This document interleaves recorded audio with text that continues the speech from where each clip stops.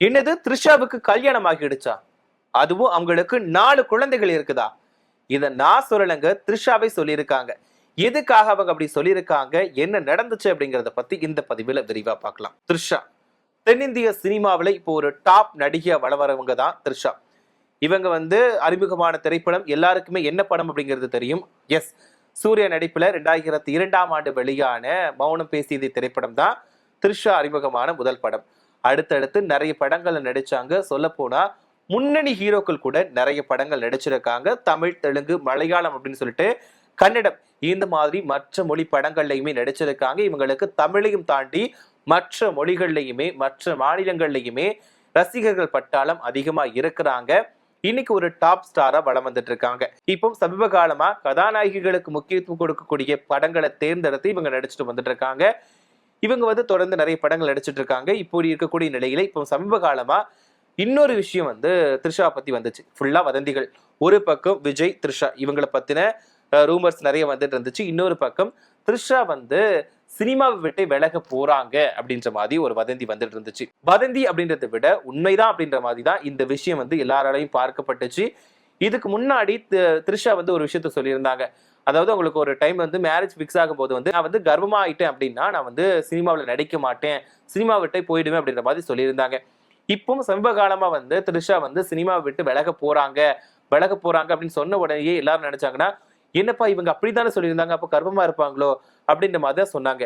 இன்னொரு பக்கம் விஜய், த்ரிஷா இவங்களை வச்சுதான் பேசினாங்க. என்னன்னா, விஜயோட மனைவி சங்கீதா விவாகரத்து மனு தாக்கல் பண்ண நேரத்துல விஜயும் த்ரிஷாவும் சேர்ந்து ஒரு திருமண நிகழ்ச்சியில கலந்துக்கிட்டாங்க. அப்போ ஒரே போல காஸ்டியூம் போட்டு கலந்துக்கிட்டாங்க. சோ இது பெரிய அளவுல சர்ச்சையா விடுச்சுது. அந்த நேரத்துல சினிமா துறையை சேர்ந்தவங்களே விஜய்க்கு எதிராக தான் பேசினாங்க. ஏன்னா விஜயோட மனைவி சங்கீதா ஒரு குற்றச்சாட்டை முன் வச்சிருந்தாங்க. தன்னோட கணவருக்கு வேற ஒரு பெண் கூட, அதாவது ஒரு நடிகை கூட தொடர்பு இருக்கு, அதனாலதான் நான் விவாகரத்து கேட்கிறேன் அப்படின்ற மாதிரி சொல்லியிருந்தாங்க. அதே நேரத்துலதான் இவங்க 2 பேருமே சேர்ந்து வெளியே சுத்தினாங்க. இப்படி இருக்கக்கூடிய நிலையில அவரோட ரசிகர்கள் விஜயோட ரசிகர்கள் விஜய்க்கு நிறையவே முட்டு கொடுத்தாங்க.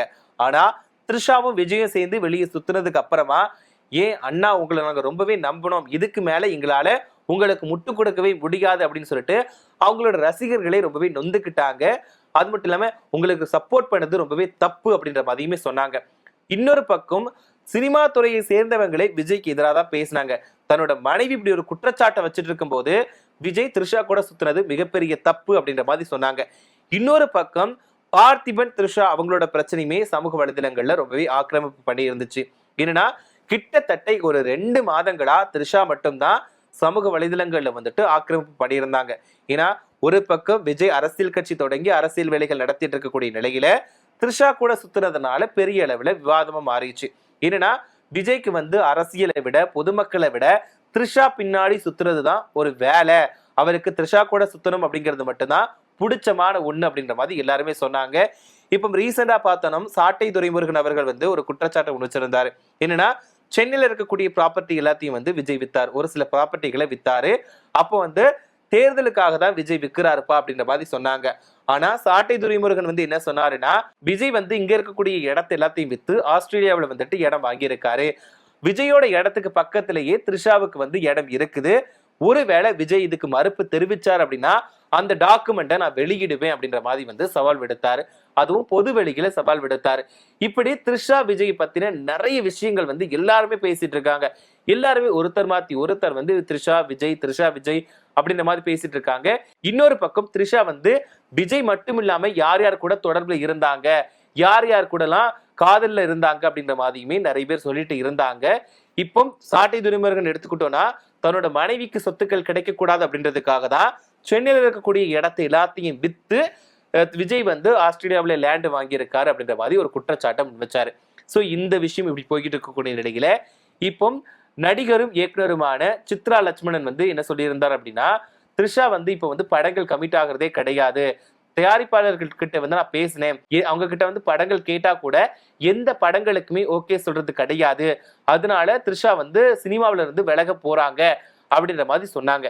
கிட்டத்தட்ட ஒரு 2-3 நாட்களுக்கு மேலாவே இந்த விஷயம் தான் சமூக வலைதளங்கள்ல ரொம்பவே பரபரப்பா பேசப்பட்டுச்சு. ஏன்னா இப்போ இந்த ஒரு பிரச்சனை வந்துட்டு இருக்கு. இன்னொரு பக்கம் வந்து த்ரிஷா வந்து ஒரு 10 வருஷத்துக்கு முன்னாடி ஒரு இன்டர்வியூல சொல்லியிருந்தாங்க, எனக்கு வந்து அரசியலுக்கு வரணும்னு ஆசை, நான் வந்து சிஎம் ஆகணும் அப்படின்ற மாதிரி சொல்லியிருந்தாங்க.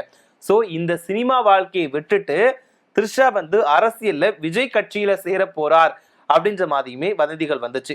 அது எந்த அளவுக்கு உண்மை இல்லை அப்படிங்கிறது தெரியல. பட் இருந்தாலும் வந்துச்சுன்னா விஜய் த்ரிஷா 2 பேருமே ஒன்னா ஊரை சுத்தும் போதும் இந்த வார்த்தைகள் தான் அதிகமா வந்துச்சு. ஏன்னா எப்படி எம்ஜிஆர் ஜெயலலிதா வந்து கட்சியை நடத்தினாங்களோ அதே மாதிரி விஜய் அண்ட் த்ரிஷா வழி நடத்த போறாங்க, அதே மாதிரி தான் இவங்க வந்து கொண்டு வராங்க அப்படின்ற மாதிரி பேசினாங்க. பட் இருந்தாலும் அதையும் தாண்டி த்ரிஷா விஜய் வந்து தொடர்பு தான் நிறைய அதிகமா பேசினாங்க. ஏன்னா ஜெயலலிதா அம்மா கூட வந்துட்டு த்ரிஷாவை ஒப்பிட்டு பேசவே முடியாது அப்படின்னு சொல்லிட்டு நிறைய பேர் காட்டமாவும் தெரிவிச்சிருந்தாங்க. பட் இருந்தாலும் த்ரிஷா சொன்ன சிஎம் ஆகணும் அப்படின்ற வார்த்தை அந்த ஒரு இன்டர்வியூ வந்துட்டு ஒரு குறிப்பிட்ட நேரத்துல ரொம்பவே வைரல் ஆச்சு. சோ இதனாலதான் விஜய் கூட த்ரிஷா சுத்துறாங்கப்பா அப்படின்ற மாதிரியும் நிறைய பேர் சொல்லிக்கிட்டாங்க. இன்னொரு பக்கம் விஜய் வந்து தெளிவாதான் இருக்கிறாரு, அதாவது தன்னோட மனைவியை வந்து கலட்டி விட்டுட்டு த்ரிஷா கூட சுத்துறதுக்காக தான் இந்த மாதிரி வேலைகள்ல ஈடுபட்டு இருக்காரு அப்படின்ற மாதிரியும் வந்துச்சு. சோ இப்படி இருக்கக்கூடிய நிலையில தான் இப்ப வந்து த்ரிஷா வந்து சினிமா விட்டு விலக போறாங்க அப்படின்ற தகவல் வந்ததுனால ஒருவேளை த்ரிஷா வந்து இந்த ஒரு சினிமா விட்டு விலகிட்டாங்க அப்படின்னா தமிழக வெற்றி கழகத்துல வந்து இணைஞ்சிருவாங்கப்பா, விஜய் கூட வந்து செட்டில் ஆயிடுவாங்க அப்படின்ற மாதிரி தான் நிறையவே பேசி இருந்தாங்க. இந்த நேரத்துல த்ரிஷா வந்து தன்னோட இன்ஸ்டாகிராம் பக்கத்துல ஒரு ஸ்டோரி போட்டிருந்தாங்க. என்னன்னா காதல் தான் அப்படின்னு எல்லாமே இல்லை, ஆனா காதல் இல்லைன்னா அர்த்தமே இல்லை அப்படின்ற ஒரு பதிவு போட்டிருந்தாங்க. ஸோ இதுவுமே பெரிய விவாதத்தை ஏற்படுத்தி இருந்துச்சு. ஒவ்வொரு டைமுமே த்ரிஷா போடக்கூடிய ஒவ்வொரு பதிவுகளுமே கண்டிப்பா கான்ட்ரவர்சியா மாறும். ஸோ இதனால இவங்க வந்து லவ்வ வச்சு போட்ட இந்த ஒரு பதிவு வந்துட்டு இவங்க எதுக்காக இப்ப தேவையில்லாம இந்த நேரத்துல இது போடணும், யார சொல்லியிருப்பாங்க, ஒருவேளை விஜயை தான் மென்ஷன் பண்ணியிருப்பாங்களோ அப்படின்ற மாதிரி நிறைய பேர் நிறைய விதமா யோசிச்சு நிறைய விஷயங்களை சொன்னாங்க. இருந்தாலும் எப்பவுமே போல த்ரிஷா வந்து வாய் தொடர்ந்து எதையும் பேசல. ஆனா ஒரே ஒரு விஷயத்த மட்டும் த்ரிஷா வந்து கண்டிப்பா பண்ணாங்க. அது என்ன அப்படின்னு பார்த்தோம்னா, பார்த்திபன் பேசக்கூடிய நேரத்துல மட்டும் எதுக்கு ரியாக்ட் பண்ணாங்க நம்மளுடைய த்ரிஷா. இப்படி போய்கிட்டே இருக்கக்கூடிய நிலையில தான் இவங்க வந்து சினிமா விளக்க விட்டு போறாங்க, சினிமாவுக்குள்ள இதுக்கப்புறம் நடிக்க போறது கிடையாது அப்படின்ற மாதிரி சொன்னாங்க. ஆனா த்ரிஷா வந்து இது தொடர்பா வாய் திறக்கவே இல்லை, எதுவும் சொல்லவும் இல்லை. ஏன்னா எப்பவும் போல அமைதியா தான் இருந்தாங்க. திடீர்னு பார்த்தா அவங்க இன்ஸ்டாகிராம் பக்கத்துல இன்னொரு ஸ்டோரி போடுறாங்க. என்னன்னா, எனக்கு மிகப்பெரிய ஒரு வியாபாரி கூட தொழிலதிபர் கூட வந்து கல்யாணம் ஆயிடுச்சு, 2 வயசு முடிஞ்ச 4 குழந்தைகளை வந்து நான் நல்லா வளர்த்துக்கிட்டு இருக்கேன், இது போதுமா, இன்னும் கொஞ்சம் ஏதாவது சேர்க்கணுமா, உங்களுக்கு ஏதாவது வதந்தி எக்ஸாவது ஆட் பண்ணணுமா அப்படின்ற மாதிரி வந்து அவங்க கேள்வியோடு முடிச்சிருக்காங்க. இதை பாக்குறப்ப வந்து எப்ப உங்களுக்கு வதந்தி கலப்பணும்னு தோணுச்சுன்னா இஷ்டத்துக்கு என்ன வேணாலும் பேசுவீங்களா அப்படின்ற மாதிரி இவங்க மென்ஷன் பண்ணி போட்டிருக்க மாதிரி இருக்குது. என்னன்னா அவங்க திருமணமானா நான் ஒரு குழந்தை பெத்துக்கிற நிலைமைக்கு இருந்தாதான் நான் வந்து சினிமா விட்டு போவேன் அப்படின்ற மாதிரி த்ரிஷா வந்து சொல்லியிருந்தாங்க. பட் இவங்க வந்து 42 வயசு ஆனாலும் இன்னைக்கு வரைக்கும் சிங்கிளா தான் இருக்கிறாங்க.